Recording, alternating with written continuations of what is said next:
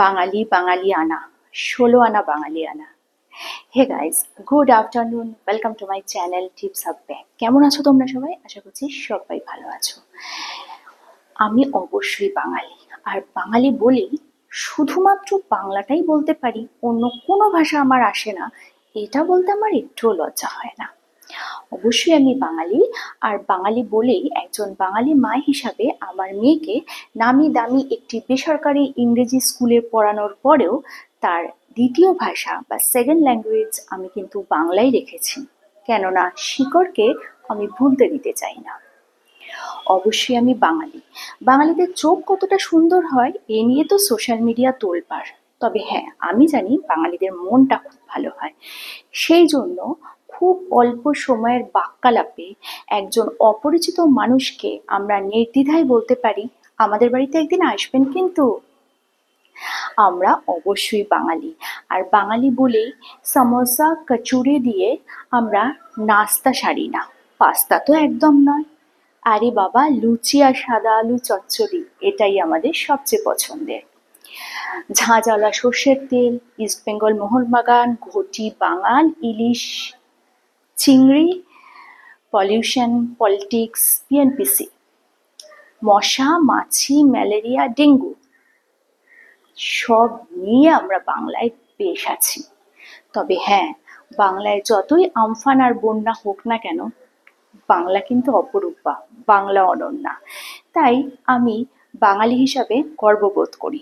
আমি যখন কোথাও যাই, অন্য কোনো জায়গায় বেড়াতে, আমি একেবারেই কখনো বলি না যে আমি বাংলা না ভুলে গেছি, বেশ কিছুদিন বাংলায় না থেকে।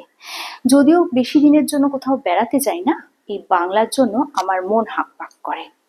আর বাংলা আমার শিকড়, বাংলাকে আমি কখনো ভুলে যাব না। বাংলাকে ভুলে যাওয়া মানে কি বলুন তো? ওই নিজের মাকে ভুলে গিয়ে চাচিমা, কাকিমা, আম্মা, ছোট মা, মাসিমা এদের একটু বেশি আদর দেওয়া। তা যে নিজের মাকেই আদর দিতে পারলো না, তার এদের আদর দেবে কি করে? সেই জন্য বাংলা আমার শিকড়ে, বাংলা আমার মনে প্রাণে। আমি বাংলাকে ভালোবাসি, বাংলা বলতে আমি ভালোবাসি, বাংলা পড়তে ভালোবাসি, বাংলায় কথা বলতে ভালোবাসি। আর আমার সামনে কেউ যদি ইংরেজিতে কথা বলে, আম, আমি একটু বলতে লজ্জা বোধ করি না যে এই ভাষাটা আমি বলতেও পারি না এবং বুঝতেও পারি না। হ্যাঁ, চেষ্টা করলে হয়তো একটু দু চার লাইন লিখতে পারবো, কিন্তু বলতে আর বুঝতে আমি একদম পারি না। কেন লজ্জা হবে? আমি তো নিজের শিকড়টা মনে রেখেছি, নিজের শিকড় ভুলে গিয়ে তো আর অন্য ভাষা আমি মনে রাখবো না। তবে হ্যাঁ, আরেকটা কথা বলে রাখি, বাঙালিদের ওপর মা অন্নপূর্ণার হাত সবসময় থাকে।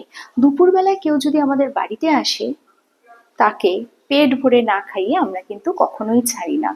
হ্যাঁ, একজনের খাবার আমাদের ভাঁড়ারে সবসময় মজুদ থাকে। আর বাঙালি বলেই না সবাইকে আপন করতে পারে। আমরা যেমন মহাবীর জয়ন্তী, ঈদ, ক্রিসমাসে আনন্দ করি, ঠিক সেরম ভাবে দুর্গাপুজোতেও আমরা সবাইকে সামিল করে নিই। বাঙালি বলেই বোধহয় এটা সম্ভব। আবারও বলছি, বাঙালিদের চোখ কতটা সুন্দর হয় সেটা আমার জানা নেই, তবে বাঙালিদের মনটা কিন্তু অনেক বড় হয়।